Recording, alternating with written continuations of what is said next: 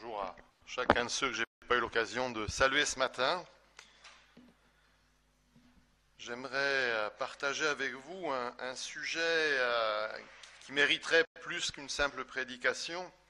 Et donc je vais essayer d'être suffisamment concis pour que déjà on puisse manger à midi, mais aussi que je puisse rendre en synthèse toutes les pensées que le Seigneur a mis sur mon cœur à cette occasion. J'aimerais vous parler du pardon. Peut-être certains connaissent le nom de la famille Steins. Pour moi, pour deux raisons, parce que à l'époque où les événements que je vais citer sont arrivés, Portes Ouvertes nous avait invités à prier pour cette famille. Et puis aussi parce qu'un livre a été écrit, publié à la Maison de la Bible, il s'appelle Brûlés vifs.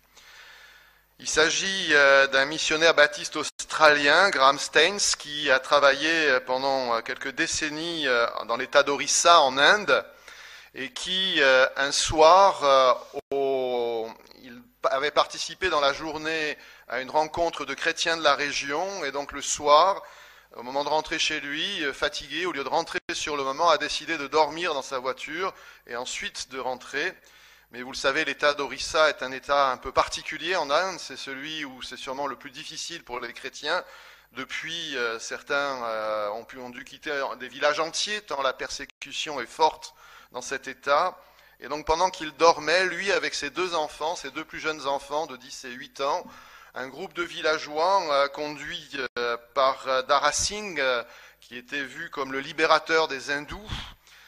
Donc ce groupe de villageois au nombre d'une cinquantaine a entouré la voiture et l'a mis en feu.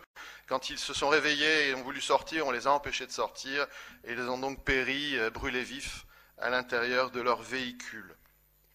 Sa femme Gladys et sa fille Esther n'étaient pas dans le véhicule parce qu'ils n'avaient pas participé à la rencontre et étaient donc restés à distance. Et donc, les meurtriers ont été arrêtés. Alors, on n'a pas arrêté 50 personnes, seulement une douzaine. Mais notamment, Dara Singh, leur chef, a été condamné d'abord à mort, et puis ensuite ça a été commué en prison à perpétuité, qu'il est toujours en train de purger à l'heure actuelle. Mais ce qui m'intéresse ici, dans cette affaire, c'est la réaction de son épouse. Donc déjà, à l'époque du procès, elle a délivré un message aux Indiens qui a bouleversé beaucoup de gens dans le pays.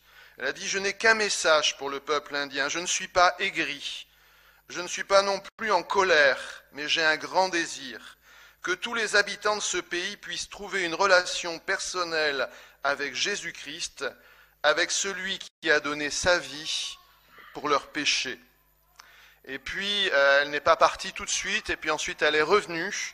Et donc 7 ans après, elle est revenue notamment parce que son mari avait une ambition pour le pays.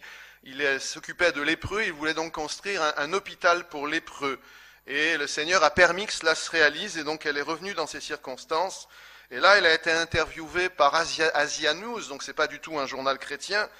Et qu'est-ce qu'elle a dit dans ce journal ? Elle a dit « Jésus-Christ m'a donné la force de continuer à vivre. Même si mon mari me manque à chaque instant et que je ressens l'absence des miens, où que je sois, je ne vis aucune colère. Quand on pardonne, il n'y a plus d'amertume. Et quand il n'y a plus d'amertume, il y a de l'espoir. Cette consolation vient de Jésus-Christ. » Donc un témoignage très fort de pardon alors même qu'il n'y avait pas de demande de pardon de la part de ceux qui ont tué son mari et ses enfants. Ce n'est pas un témoignage isolé, j'aurais pu en prendre bien d'autres. Vous connaissez probablement aussi l'histoire de ces 5 missionnaires massacrés en Équateur alors qu'ils essayaient d'évangéliser les Aucas. La femme de l'un d'entre eux, Elizabeth Elliot, est retournée ensuite. Et sous son témoignage, sous son exhortation, il y a eu de nombreuses conversions, parmi eux, plusieurs de ceux qui avaient massacré son mari. J'aurais pu aussi parler du massacre de 3 missionnaires au Yémen, où là ce sont les missionnaires restés vivants qui ont annoncé publiquement qu'il pardonnait ceux qui avaient massacré leurs collègues. Alors j'aimerais avec vous réfléchir un peu à ce pardon possible, ce pardon qui n'est pas naturel, ce pardon qui va jusqu'à pouvoir être en paix dans des conditions aussi terribles. J'aimerais le faire en 4 temps. D'abord, j'aimerais réfléchir avec vous à la définition du pardon. Ensuite, j'aimerais regarder avec vous un exemple biblique de pardon au travers de l'histoire de Joseph. Parler un petit peu aussi de la manière dont Dieu nous pardonne. Et enfin, nous poser la question, pourquoi pardonner? Donc d'abord, définir ce qu'est le pardon. Alors bien évidemment, le mot pardon a de nombreux sens. Quand je vais essayer de franchir une foule et que je dis pardon ou pardonnez-moi, c'est pas du tout le sens du pardon dont on veut parler ici.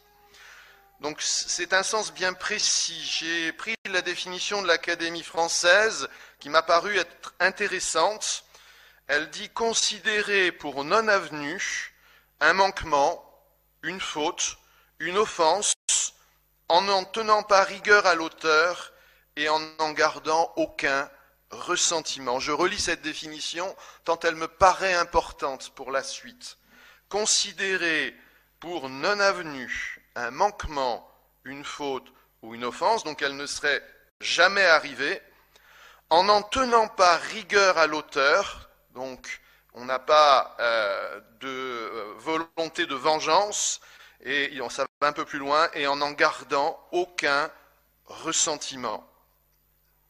Vous remarquerez que dans cette définition, il n'y a pas de notion de minimiser la gravité ou la faute, l'existence ou la gravité de la faute de l'autre. Il a bel et bien fait quelque chose qui m'a causé du tort, qui m'a fait souffrir. J'ai des droits à réparation qui sont là et qui sont formels.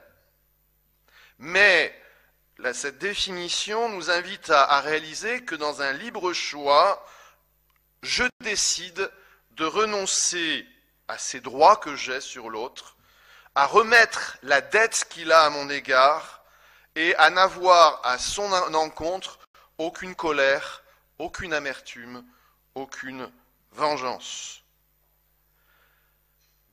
Quelque part, on oublie la faute, mais pas forcément les faits. Autrement dit, on peut avoir des sentiments. Si je reprends l'histoire de cette femme, Élisabeth dit qu'elle, sans arrêt, elle a ce sentiment de manque des siens. Ceci, elle ne l'a pas oublié. Mais elle n'a pas de ressentiment, c'est-à-dire de désir de redemander des comptes à ceux qui ont été l'auteur de la mort de son mari et de ses 2 enfants. Alors je pense que le fait de regarder un petit peu dans la Bible nous montre que le pardon de Dieu a beaucoup de points communs avec la définition que j'ai donnée tout à l'heure. Par exemple, si je prends dans Michée 7, 18, il va y avoir pas mal de citations, donc je ne regarderai pas systématiquement tous les textes, je le lis simplement ici. « Quel Dieu est semblable à toi, qui pardonne l'iniquité, qui oublie les péchés ?» Ou encore dans Jérémie 31, 34, car l'Éternel parle, « Car je pardonnerai leur iniquité, je ne me souviendrai plus de leurs péchés. » Et ce texte est encore cité par Hébreux au chapitre 8 et au verset 12. Donc, Dieu, au travers de ce passage, nous montre que nous ne sommes pas purs, que effectivement les fautes sont là, plénières, on les a pleinement accomplies, mais il décide, dans un acte volontaire, de nous rendre purs, de ne plus considérer notre faute. Alors avant de rentrer plus en détail dans l'analyse du texte biblique et du pardon biblique, j'aimerais vous proposer de comparer le terme du pardon avec quelques autres mots. Vous savez, souvent quand on regarde des synonymes, c'est enrichissant parce que la synonymie est rarement totale. Ça veut dire qu'il y a des nuances entre un mot et son synonyme. Par exemple, je me rappelle une fois où j'étais jeune, j'étais préadolescent ou adolescent, et j'avais fait une faute, et mon père m'en voulait beaucoup, et il demandait de moi que je demande pardon. Et j'étais allé le voir, et donc je lui avais demandé de m'excuser. Et lui m'avait dit, mais c'est pas du tout la même chose. Et il l'avait très mal pris. Alors pourquoi est-ce qu'il prenait mal excuser? En fait, la définition d'excuser, c'est disculper dans une certaine mesure, présenter une personne ou une action comme moins coupable qu'elle ne semble. Autrement dit, on met ici l'accent sur la faute en disant cette faute n'est pas si terrible. Quand on demande pardon, on dit ma faute est terrible. Quand on s'excuse, on dit ma faute finalement, elle peut sembler importante, mais parce qu'il y a des raisons derrière, elle n'est pas si terrible. Bon, en plus de cela, je suis allé m'excuser. Or, on ne s'excuse pas, on présente ses excuses. C'est l'autre qui vous excuse. C'est un abus de langage de dire je m'excuse. C'est considérer que je suis le juge. Je suis capable de dire si la faute que j'ai faite peut être excusable ou pas. C'est à lui de dire si elle est excusable ou pas. Mais rien que ce mot déjà présente une nuance par rapport au pardon, où là la faute est vraiment considérée comme entière, mais on décide de ne pas retenir de ressentiment, de ne pas redemander des comptes aux fautifs. Alors il y a d'autres mots qui ont un peu le même sens, comme par exemple être indulgent. On est indulgent si les fautes ne sont pas si graves qu'on l'aurait cru. Notamment, par exemple, dans le domaine de l'enseignement, quand on nous demande d'être indulgent, on nous dit tout simplement « ils ont fait des fautes », d'orthographe par exemple, mais vous ne les regarderez pas si graves parce que, par exemple, ce n'est pas le but de la dissertation, elle est économique, donc vous ne mettrez pas plus de 2 points de pénalité, donc la faute existe mais n'est pas si grave. C'est la même chose, l'indulgence, dans le domaine de fautes beaucoup plus graves, c'est-à-dire que là on va dire, ben voilà, certes il y a faute, mais dans le contexte, vous pouvez considérer que la cible à atteindre n'est pas aussi élevée que cela. La réconciliation, est-ce que la réconciliation est synonyme du pardon? Normalement, elle en est la conséquence. Mais on peut se réconcilier sans se pardonner.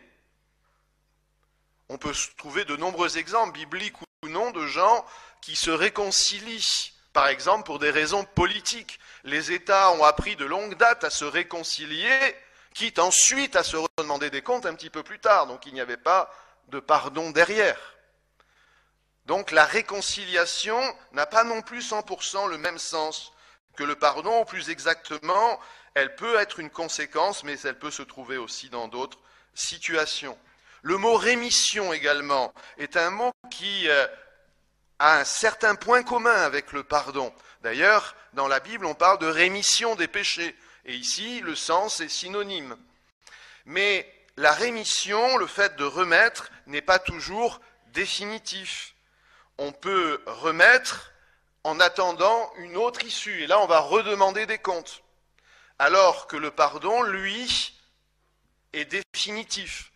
Il n'est pas question ici de dissérer dans le temps le moment où les comptes seront rendus. L'oubli, encore, est un mot qui a un sens commun avec le pardon. D'ailleurs, dans la citation de Michée 7,18, on nous parle de Dieu qui pardonne l'iniquité et qui oublie les péchés. Mais l'oubli peut avoir d'autres causes que le pardon. Par exemple, une loi d'amnistie dit qu'on oublie la faute tout simplement parce qu'on l'a décidé légalement. Ou encore, la prescription, c'est un oubli légal. On dit que, au-delà d'un certain temps, une faute ne peut plus être jugée. Elle est trop ancienne. On a décidé de l'oublier.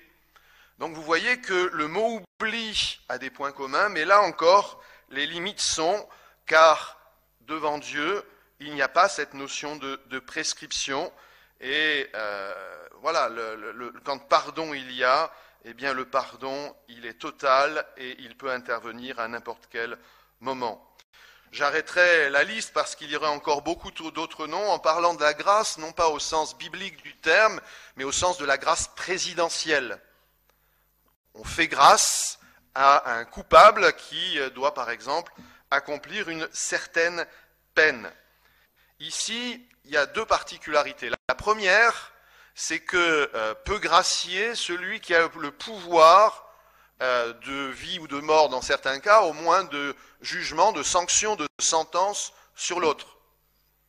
Or, dans notre droit, nous avons rarement le pouvoir d'être juge et partie.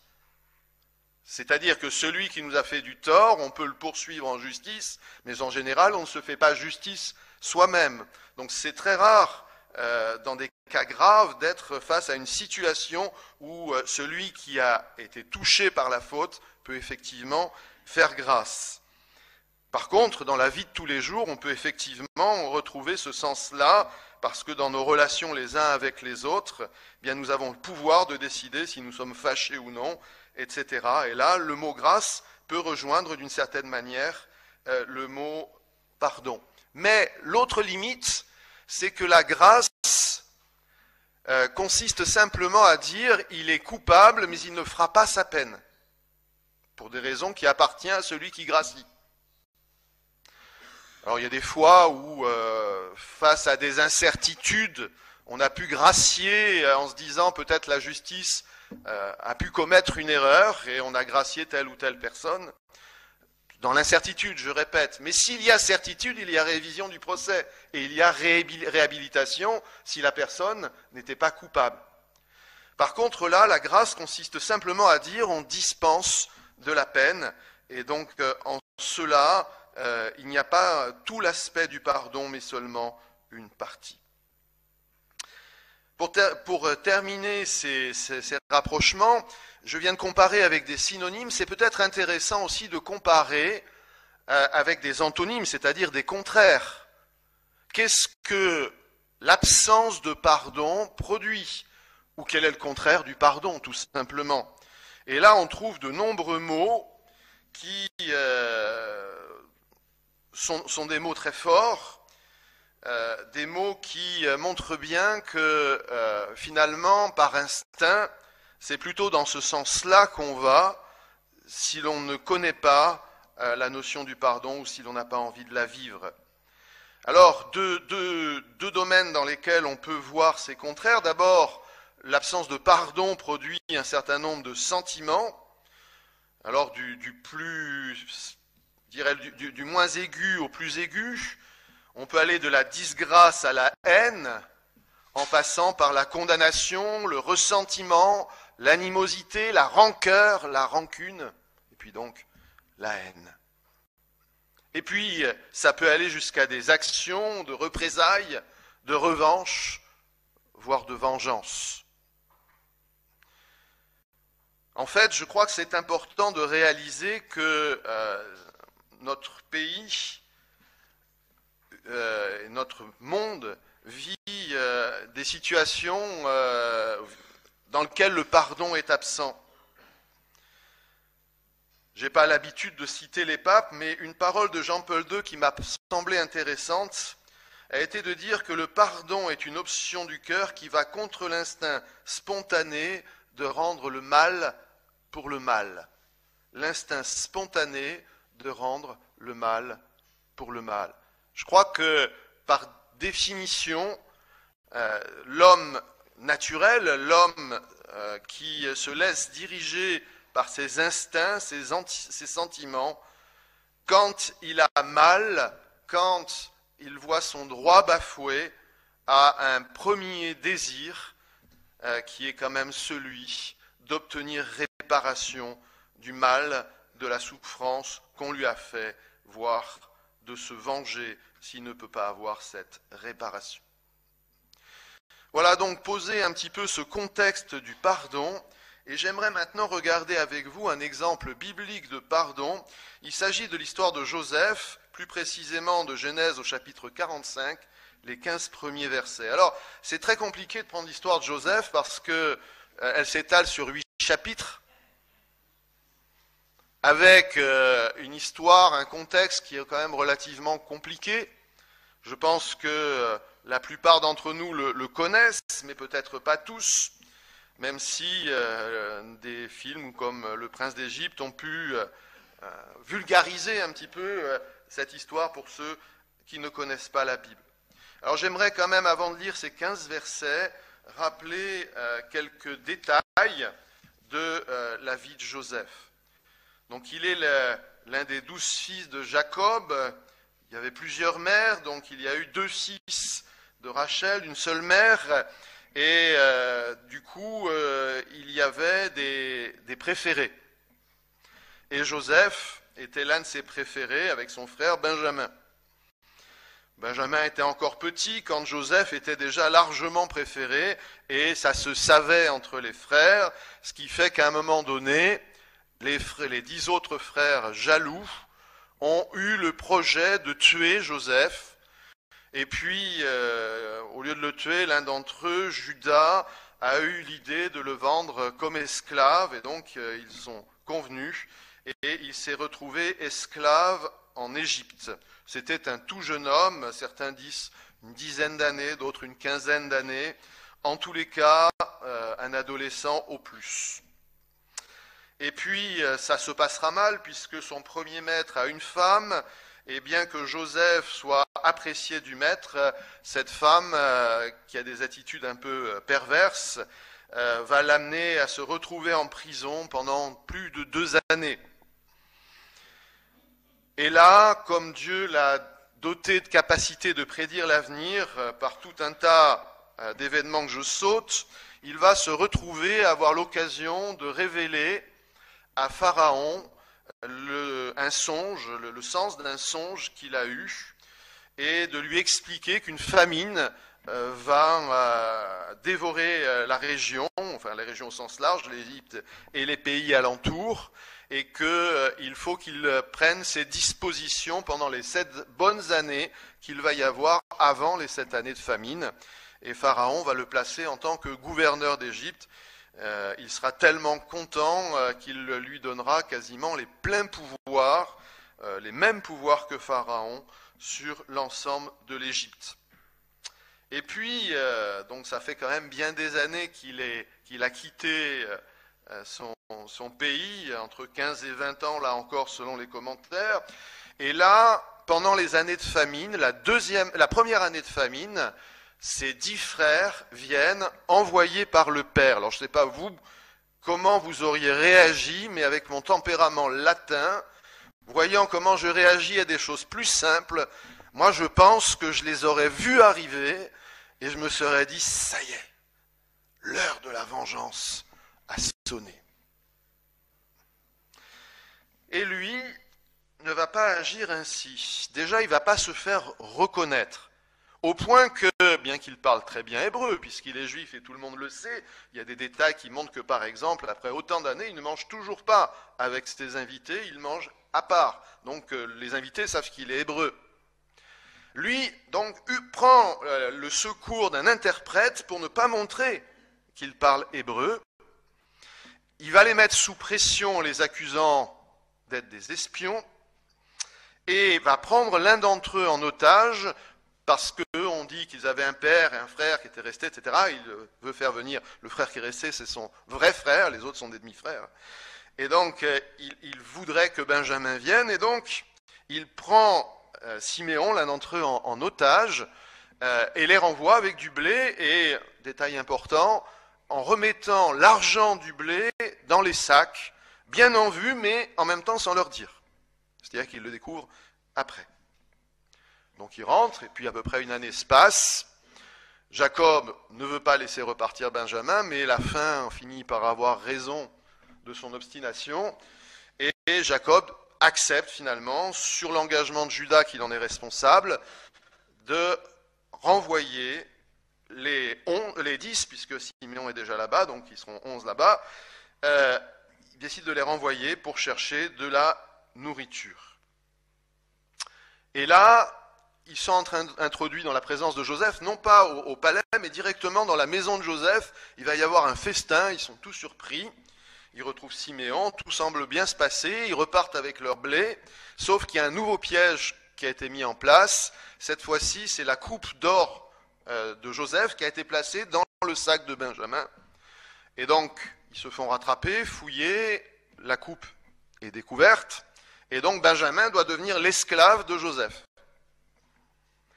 Et ils refont leur sac, c'était en route, donc ils remontent le blé sur les ânes, ils repartent avec leur charge, ils vont à la maison de Joseph, et c'est là qu'on arrive au passage qui m'intéresse, Genèse 45, les versets 1 à 15.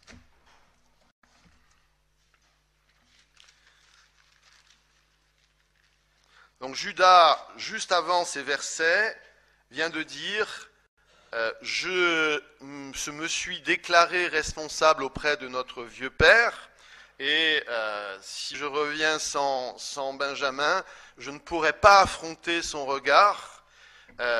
Prends-moi plutôt comme esclave à la place de Benjamin, pour résumer.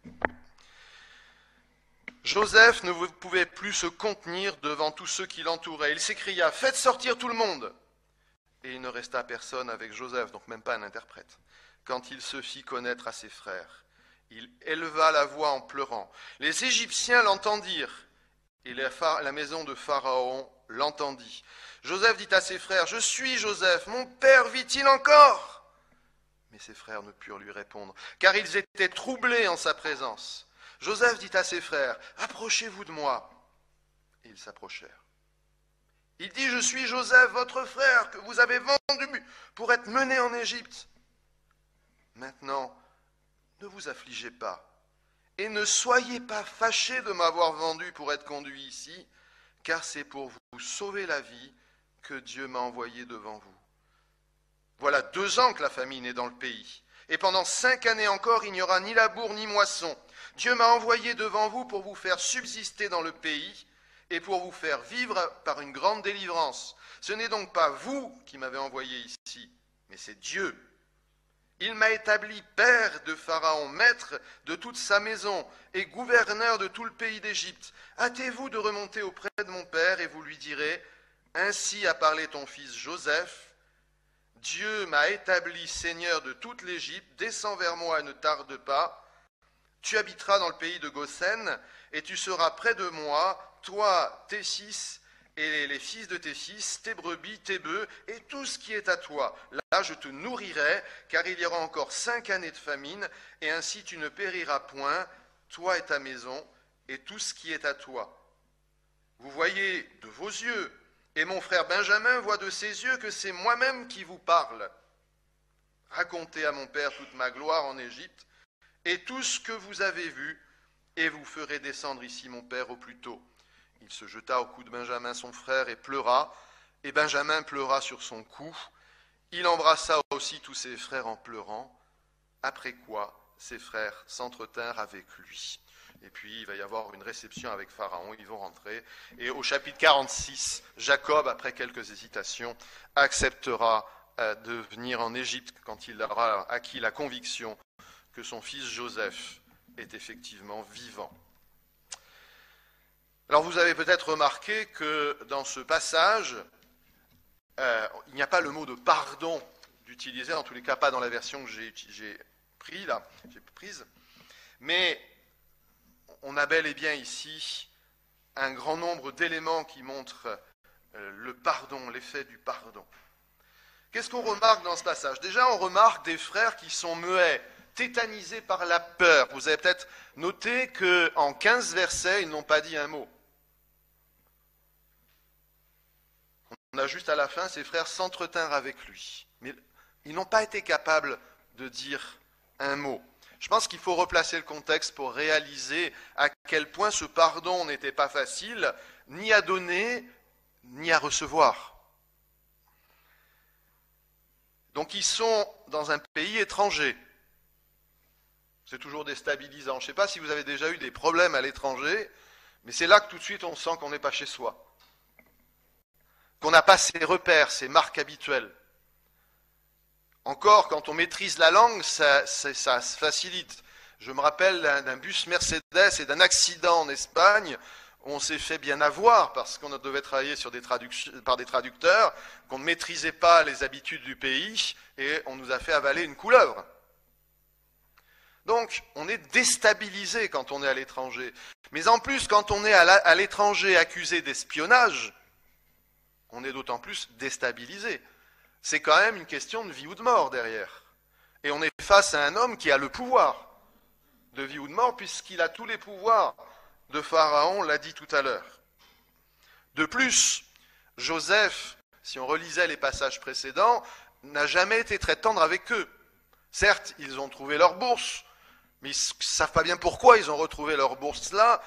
L'intendant leur a même dit que c'était leur Dieu qui avait remis cela là et que lui, il avait eu l'argent. C'est quand même un petit peu déstabilisant également. Est-ce que il ne les prend pas, enfin Joseph ne les prend pas pour des voleurs? D'ailleurs, c'est dans cette attitude qu'ils sont revenus la deuxième fois en disant en reprenant l'argent au double pour pouvoir éventuellement redonner le premier argent et payer une deuxième fois ce qu'ils allaient prendre, plus des cadeaux. Le meilleur du pays. Alors je ne sais pas dans le cadre de famine ce qu'il y avait, s'il y avait encore des choses extraordinaires, mais il y a des choses citées, du miel, etc. Mais ce que je veux dire par là, c'est qu'en général, en situation de famine, eh bien, les choses les meilleures ne sont pas forcément extraordinaires, mais c'est ce qu'ils ont fait. Dans leur disette, ils ont pris les meilleures choses pour les offrir à Joseph, tant ils étaient inquiets de de ce retour là-bas, de cette deuxième action. Il avait été vraiment très dur avec eux. Et puis, il faut se rappeler qu'il y a un profond respect du Père. Alors il faudrait lire des passages pour montrer qu'effectivement, eux aussi ont ce respect de leur Père, cet amour filial. La première fois, ils n'avaient pas craint de faire disparaître Joseph, mais visiblement, ils ne sont plus tout à fait dans la même attitude. Probablement rongés par des années de remords. Les textes, on y reviendra, montrent qu'ils ont constamment de présent, face aux événements qui se déroulent en Égypte, ce qu'ils ont vécu avec Joseph à l'époque. Donc probablement le remords les a transformés, modifiés et amenés à réaliser à quel point ils avaient fait du mal non seulement à Joseph, mais leur propre père.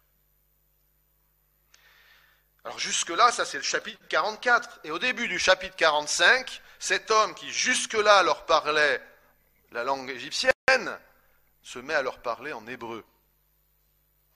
À dire, je suis votre frère. Mais si on avait peur d'un étranger tyrannique, à combien plus forte raison on devrait avoir peur de son frère, et ils ont peur, de ce frère qui a les pleins pouvoirs sur eux. Qui va lui demander des comptes si maintenant il les fait mourir à petit feu? Ils sont tétanisés, muets, ils n'ont pas la capacité de réagir. Mais ce qui me semble extraordinaire, et c'est ma deuxième remarque, la première étant qu'ils sont muets et tétanisés, c'est que Joseph leur a pardonné. Et il me semble que le pardon ne date pas du passage qu'on vient de lire, mais est déjà antérieur. Déjà, je l'ai mentionné tout à l'heure, il leur a rendu leur argent dans leur sac. Mais les deux fois, il leur a donné le plus de blé que leurs affaires pouvaient en contenir.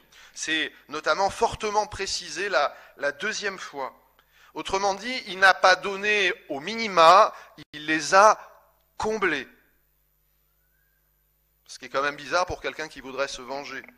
Surtout quand il le fait sans préciser qui il est.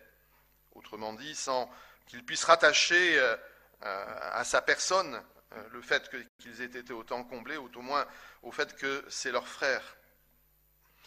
Et puis, par deux fois déjà précédemment, il a été saisi d'une émotion intense, comme on le voit au début de 45. Mais les deux fois précédentes, au lieu de se révéler, il a réussi à se contenir suffisamment pour aller pleurer dans une chambre à l'écart et revenir. La deuxième fois, il est même dit qu'il s'est lavé le visage, tant ça devait être vraiment visible. L'émotion qui le transcendait.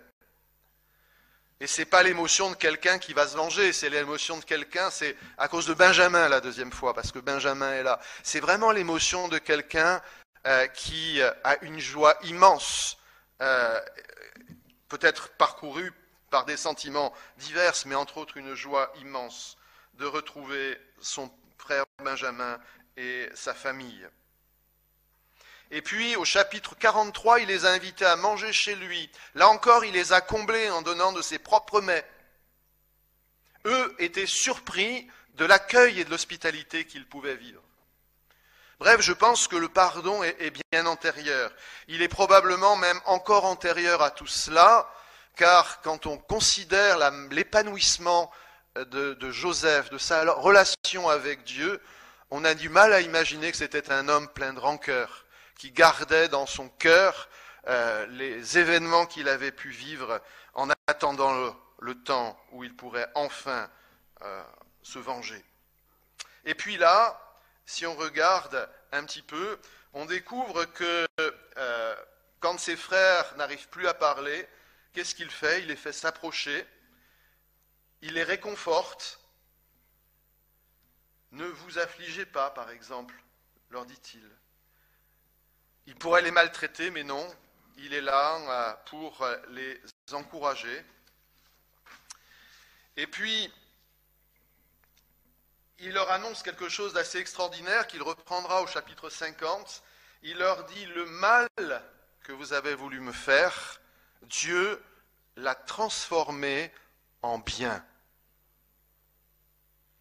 Dieu l'a transformé en bien. Autrement dit, derrière les événements et derrière la faute qu'il ne minimise pas de ses frères, il voit la main toute puissante de Dieu, la souveraineté de Dieu.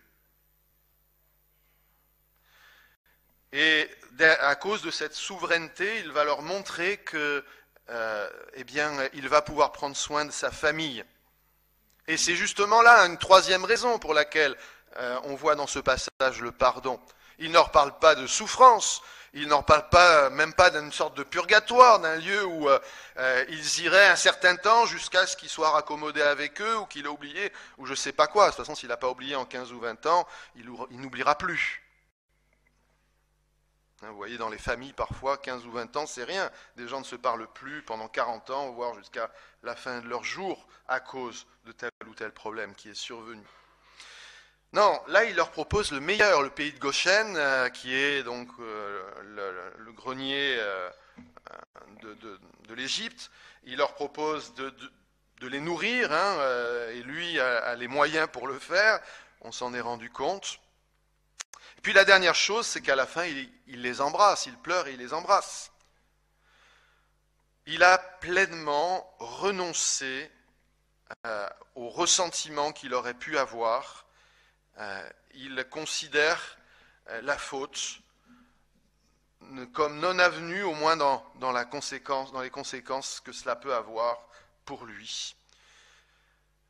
Mais je le répète, à aucun moment il a minimisé leur faute, et c'est ça qui est important, c'est-à-dire qu'il les pardonne en connaissance de cause. Il ne les excuse pas. Oui, c'est vrai que j'étais quelqu'un d'impossible, c'est pour cela que vous... Non, il n'y a aucun mot comme cela. Vous m'avez vendu. Mais Dieu a changé cela. Remarquez que d'un autre côté, il leur dit clairement leur faute, mais il n'insiste pas lourdement dessus. Alors, on peut trouver une raison dans les passages précédents. D'abord, au chapitre 42, les frères réalisent que, au moment d'abandonner Siméon, que c'est à cause du sang de Joseph, donc qu'il croit mort, ou au moins qu'il croit au loin, à cause du sang de Joseph, qui se retrouve dans cette situation. Donc ils ont déjà réalisé à quel point leur faute était grave et que Dieu pouvait leur en redemander compte. Mais également au chapitre 44, et je l'ai rappelé juste au début de la lecture du passage, Judas se propose pour être lui-même esclave. Or c'est Judas qui a eu l'idée de vendre Joseph comme esclave. C'est celui-là même qui se propose comme esclave. Je ne sais pas si vous voyez la transformation que cela peut représenter à l'intérieur de cet homme. Son besoin de se rabaisser et de sauver le deuxième frère, ce Benjamin, alors que le premier, il l'avait perdu. Et puis la dernière chose que j'aimerais dire, donc non, juste avant de revenir là-dessus, ce qui me semble intéressant, c'est que Joseph aurait pu dire et redire, mâcher et remâcher, et ça nous savons souvent bien le faire. Quand l'autre est en faute et qui commence à se noyer à cause de sa faute, nous on met une pierre dessus pour qu'il coule encore un peu plus. Et là, ce n'est pas ce qu'il fait, au contraire, il les tire par la main en leur disant je vous ai pardonné, maintenant regardez ce que Dieu a fait. Et ça, c'est une attitude qui est importante à mémoriser pour nous. Et la dernière chose que j'aimerais dire sur Joseph, c'est que 5 chapitres plus loin, Jacob meurt, et là les frères s'inquiètent.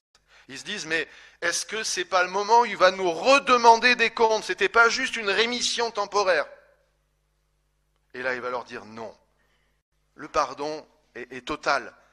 Dieu a changé le bien que vous vouliez me faire, le mal que vous vouliez me faire en bien. Et donc, vous n'avez pas de raison de vous inquiéter. Alors, brièvement, j'aimerais prendre l'exemple de Dieu. Je crois que c'est important de réaliser que le pardon humain trouve sa source dans le pardon divin.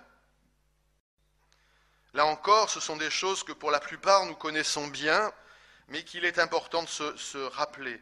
Nos fautes, nos désobéissances, nos péchés nous séparent de Dieu, nous soumettent à sa colère. Ce texte de Romains 3, 23 est bien connu, qui dit que tous ont péché et sont privés de la gloire de Dieu. Ou encore le texte de Jean 3, 36 qui dit que ceux qui ne croient pas au Fils, la colère de Dieu demeure sur eux. Alors c'est celui, donc la colère de Dieu demeure sur lui. Donc, tant que nous sommes avec nos péchés, eh bien ceux-ci nous séparent de Dieu et nous soumettent à sa colère. Mais Dieu nous propose de nous accorder son pardon, sa paix, sa joie. Et là, il y a de très nombreux versets qu'on pourrait lire. J'aimerais en lire un de l'Ancien Testament, par exemple, quand David dit « Heureux celui à qui la transgression est remise, à qui le péché est pardonné. Heureux l'homme à qui l'Éternel n'impute pas d'iniquité. » Et puis ce texte du Nouveau Testament, où Jean, l'apôtre, dit dans sa première lettre, chapitre 1, verset 9, « Si nous confessons nos péchés, il est fidèle et juste pour nous les pardonner et pour nous purifier de toute iniquité. » Donc Dieu veut nous pardonner, mais ce pardon lui coûte très cher, puisque c'est le sacrifice de son propre Fils, Jésus-Christ. On connaît tous ce texte, je pense, de Jean 3,16, ou presque tous. Dieu a tant aimé son Fils, Dieu a tant aimé le monde qu'il a donné son Fils, afin que qui croit en lui ne périsse point, mais qu'il ait la vie éternelle. Et ça commence par le fait qu'il ait donné son Fils. Dieu a donné son Fils. Ça lui a coûté extrêmement cher, la séparation d'avec son propre Fils sur la croix quand il s'est écrié « Mon Dieu, pourquoi m'as-tu abandonné ?» alors que Jésus portait sur lui le poids de nos péchés. Alors ce qui me semble intéressant là-dedans, c'est de signaler que Dieu n'a pas ignoré nos fautes. Il les a pleinement reconnues, puisqu'elles nous séparaient de lui. Il ne les a pas excusées. Il ne les a pas temporairement remises. Mais il a décidé de supporter la peine de nos fautes à notre place. Et ça lui a coûté. Et j'aimerais simplement faire un parallèle pour nous-mêmes. Il n'y a pas de pardon qui ne coûte pas.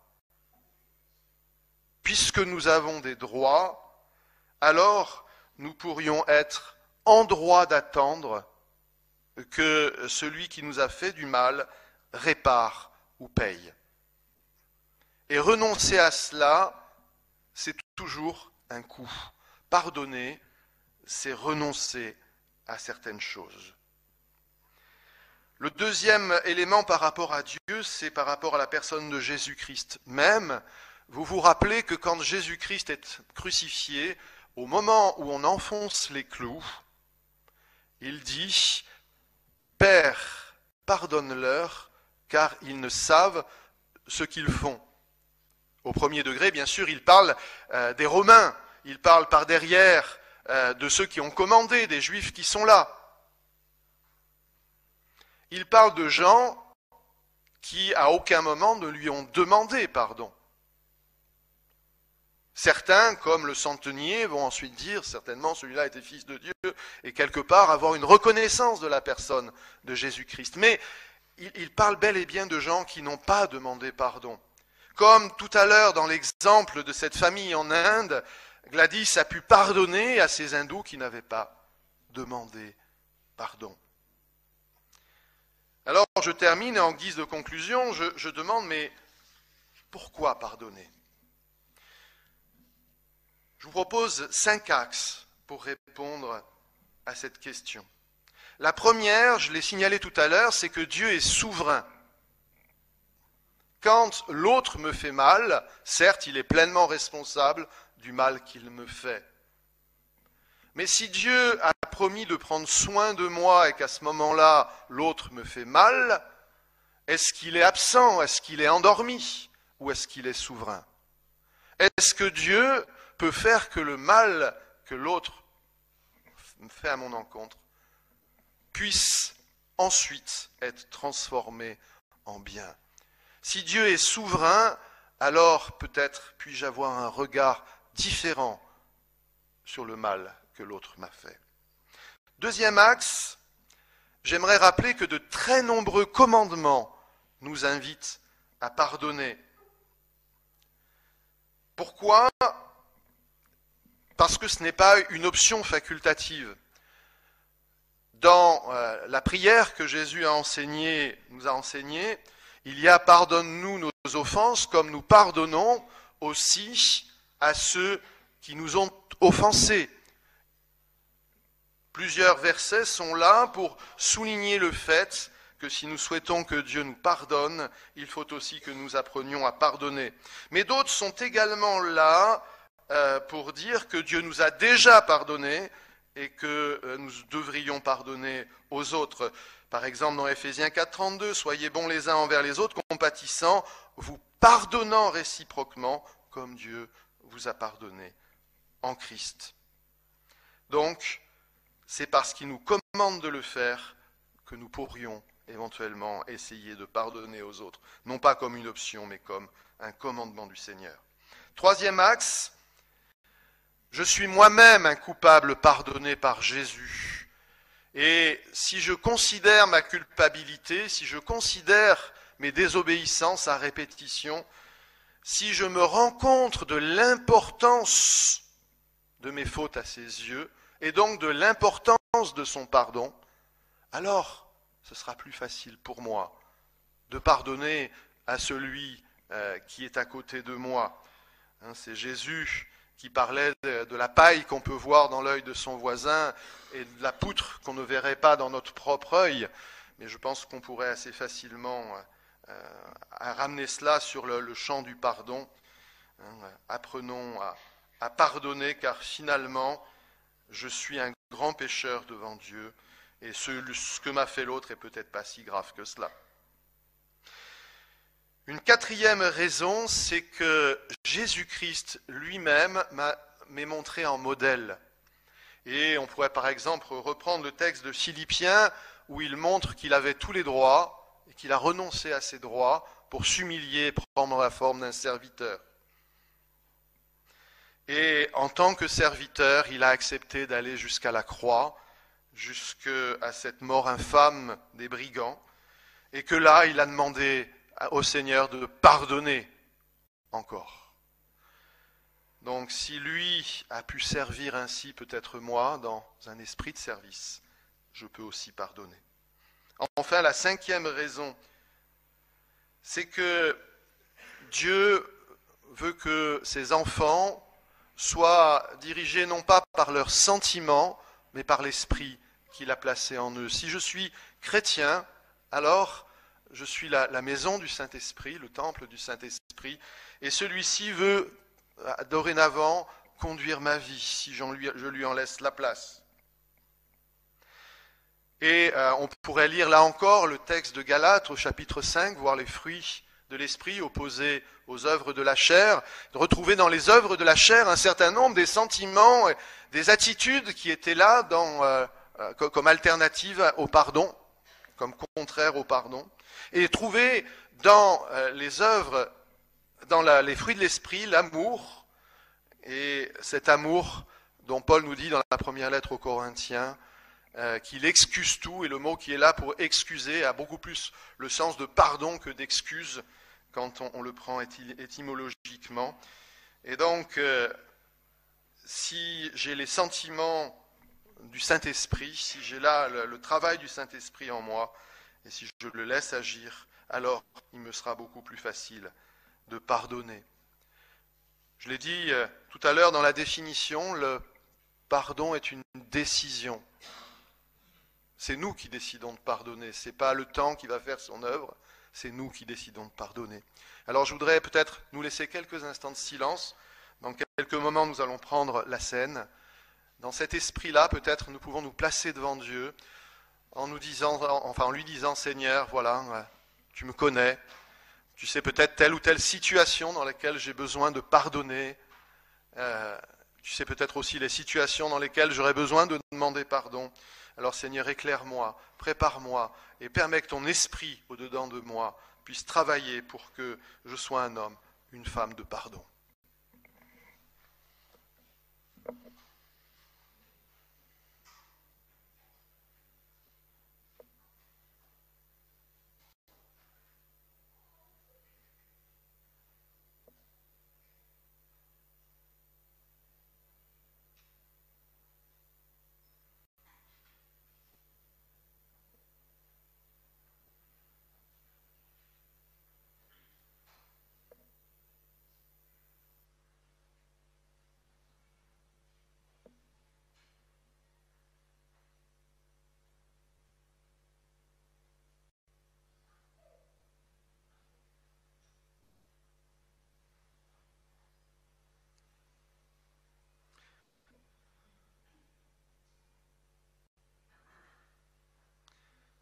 Seigneur, je veux te remercier parce qu'en Jésus-Christ, tu as pardonné à chacun d'entre nous et que nous pouvons nous saisir personnellement de ce pardon et devenir de tes enfants. Mais aussi, Seigneur, je veux te prier pour chacun d'entre nous, pour moi le premier. Tu connais les situations dans lesquelles nous avons du mal à pardonner, à oublier, les ressentiments qui peuvent éventuellement rester, que tu nous délivres vraiment de la rancœur, de la rancune, du désir de vengeance, que ton esprit puisse pleinement travailler en nous pour que nous soyons beaux, que nous soyons belles devant toi et devant les hommes. C'est en Jésus-Christ que nous te le demandons.